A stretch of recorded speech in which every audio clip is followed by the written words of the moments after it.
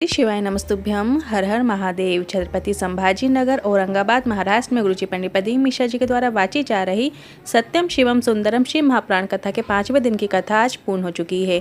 ये कथा 1 जून से 7 जून तक दोपहर में 2 बजे से 5 बजे तक चलने वाली है। सत्यम शिवम सुंदरम शिव महापुराण कथा उपायों से भरपूर है और इसी कथा में गुरु जी का बताया एक विशेष उपाय है जिसे करने से 3 माह में मनोकामना पूरी हो जाती है। और ये उपाय धन संपदा के लिए, आर्थिक स्थिति मजबूत करने के लिए किया जाता है।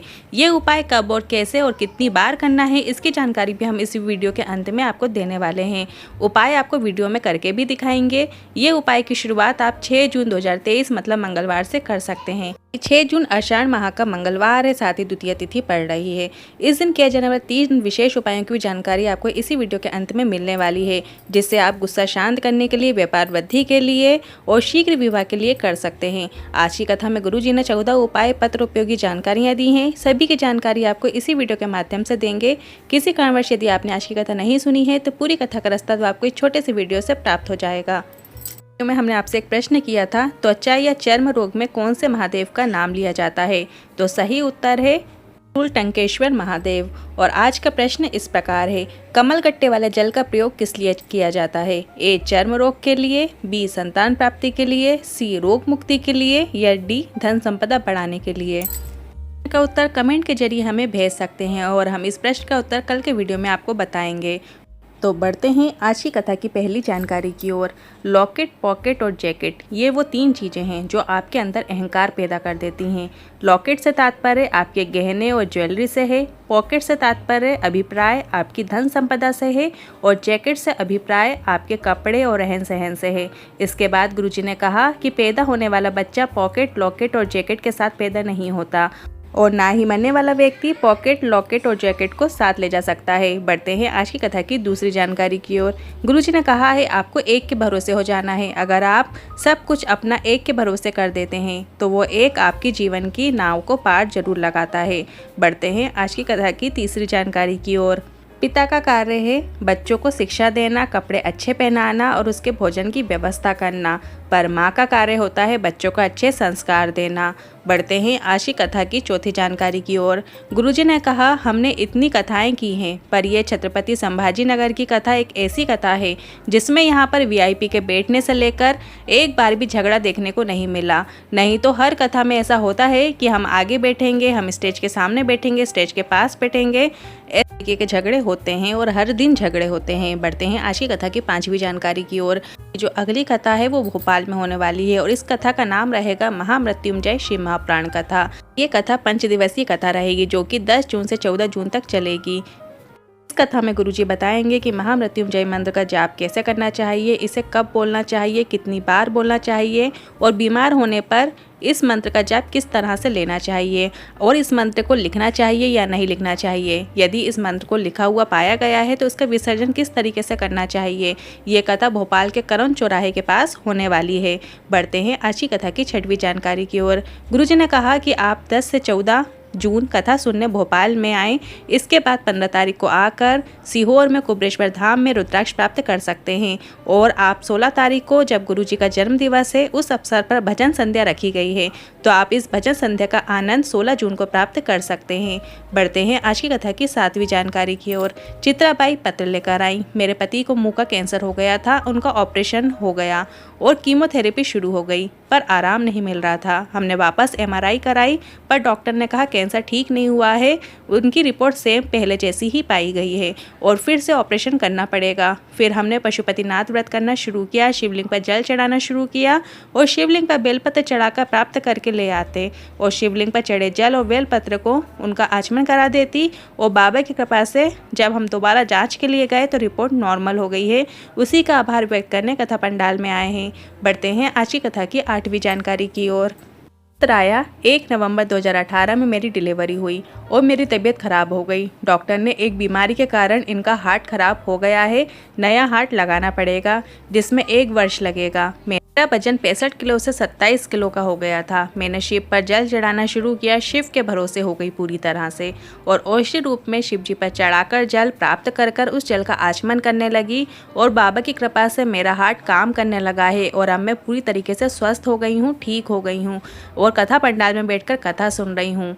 बढ़ते हैं आज की कथा की 9वीं जानकारी की ओर। पुष्पा जी पत्र लेकर आई। गले के अंदर, शरीर के अंदर तक गोला हो गया था। 290 ग्राम का गोला हो गया था। मेरा बेटा थोड़ा परेशान हो गया। एमजीएम हॉस्पिटल में इलाज कराया। इसके बाद डॉक्टर ने कहा ऑपरेशन करना पड़ेगा क्योंकि जहर फैल रहा है, क्योंकि गोले से खून भी निकल रहा था। हमने ऑपरेशन की सोच ली कि जांच में भी खून नहीं रुक रहा था, ऐसा पता चला हमें। हमने भी एक बेलपत्र और 1 लोटे जल का प्रयोग करना शुरू किया और बाबा की कृपा से गोला गलना शुरू हो गया और आज मैं पूरी तरीके से ठीक हो गई हूँ। उसी का आभार व्यक्त करने कथा पंडाल में आई हूँ। बढ़ते हैं आज की कथा की 10वीं जानकारी की ओर। नरेंद्र जी पत्र लेकर आए। पत्नी की डिलीवरी के समय 6.5 महीने में बच्चा हो गया था। बच्चा 700 ग्राम का हुआ था। बीपी हाई हो गया, शुगर लो हो गई, सब गलत हो गया था। डॉक्टर ने कह दिया बच्चा पूर्ण रूप से विकलांग रहेगा और इसका मस्तिष्क भी काम नहीं करेगा, उसका जीवन स्वस्थ नहीं रहेगा। हमने बाबा का नाम लेकर ऑपरेशन कराया, शिवलिंग पर जल चढ़ाते रहे और बाबा की कृपा से बच्चा 6.5 माह में हो गया। 65 दिन हॉस्पिटल में रहा और अब बच्चा पूरी तरीके से स्वस्थ है, ठीक है। उसी का आभार व्यक्त करने कथा पंडाल में आई हूँ। बढ़ते हैं 11वीं जानकारी की ओर। कल है 6 जून और पड़ रहा है आषाढ़ का मंगलवार।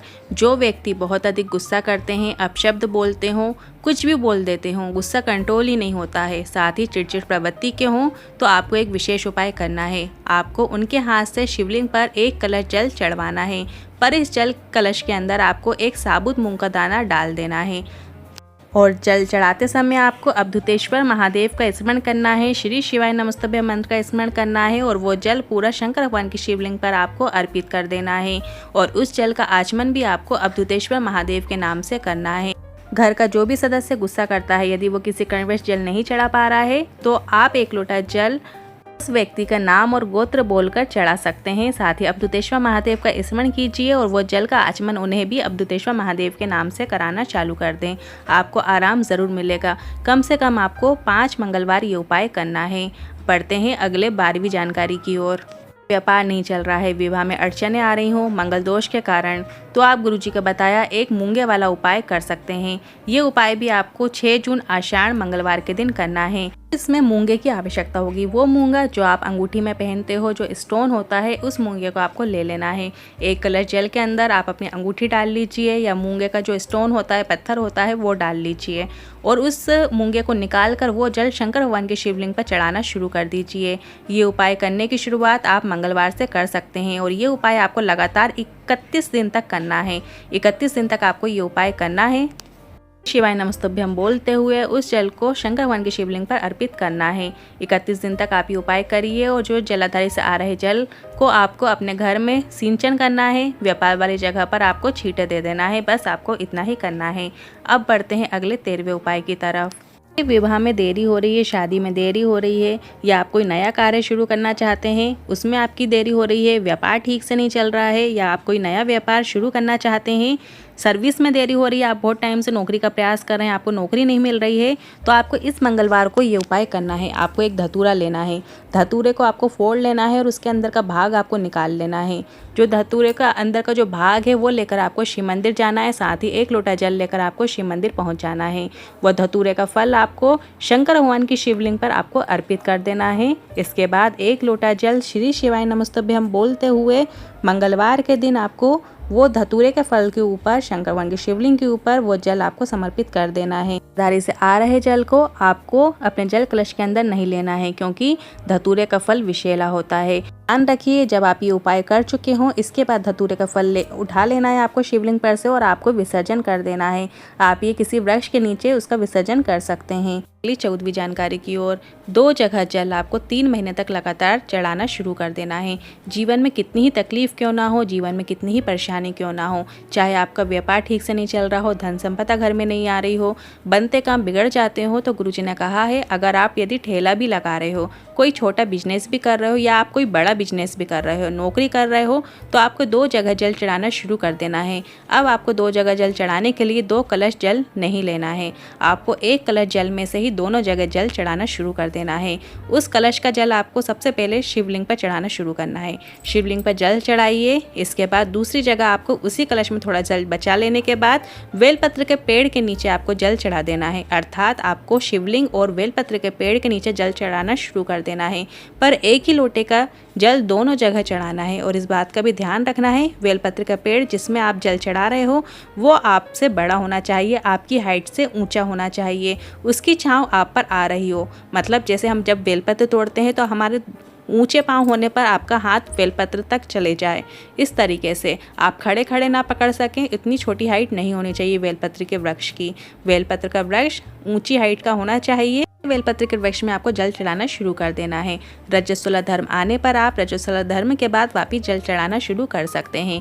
जल चढ़ाते समय आपको श्री शिवाय नमस्तुभ्यं मंत्र का स्मरण करना है दोनों जगह पर। शिवलिंग पर जब आप जल चढ़ाएंगे तब भी आपको श्री शिवाय नमस्तुभ्यं मंत्र का स्मरण करना है, और जब आप बेलपत्र के वृक्ष के नीचे जल चढ़ाएंगे तब भी आपको श्री शिवाय नमस्तुभ्यं मंत्र का स्मरण करना है, शिव पार्वती का स्मरण करना है।